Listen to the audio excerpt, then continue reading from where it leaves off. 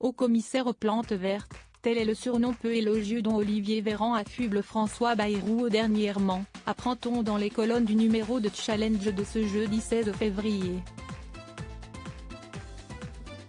Si le maire de Pau a hérité de cette déformation de sa fonction, qu'il occupe depuis septembre 2020 et pour laquelle il a posé une condition bien précise, c'est parce que ses sorties exaspèrent l'ancien ministre de la Santé.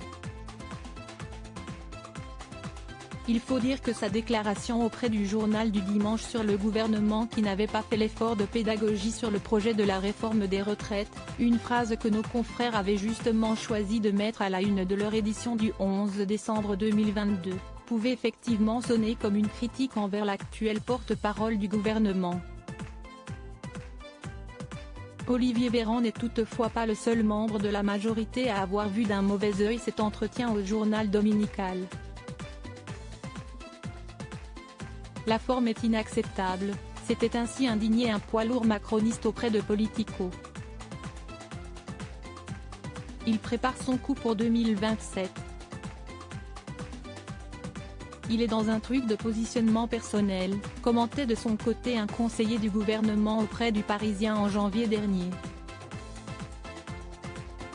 Pas insensible aux déclarations de son allié dans les médias, Emmanuel Macron en personne s'en serait agacé selon le Canard enchaîné.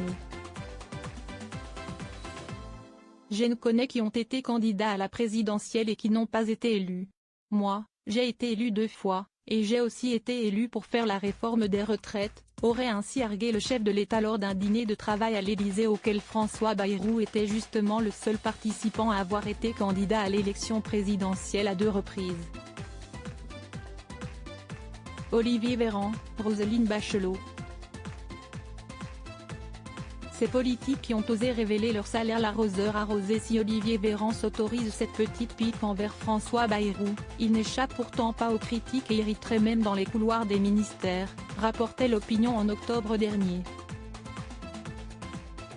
Certains membres de l'exécutif avaient alors critiqué son implication en tant que porte-parole du gouvernement, le trouvant trop en retrait.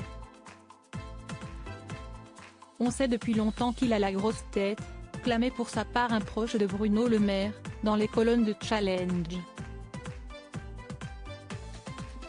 Si elle a marqué l'opinion publique, l'image de l'ancien ministre de la Santé tenant sa chemise alors qu'il se faisait vacciner, en février 2021, a laissé un goût amer à quelques-uns de ses collègues du gouvernement.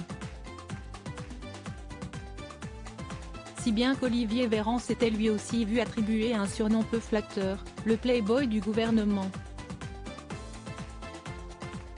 Article écrit en collaboration avec 6 médias. Crédit photo, Stéphane Le Mouton.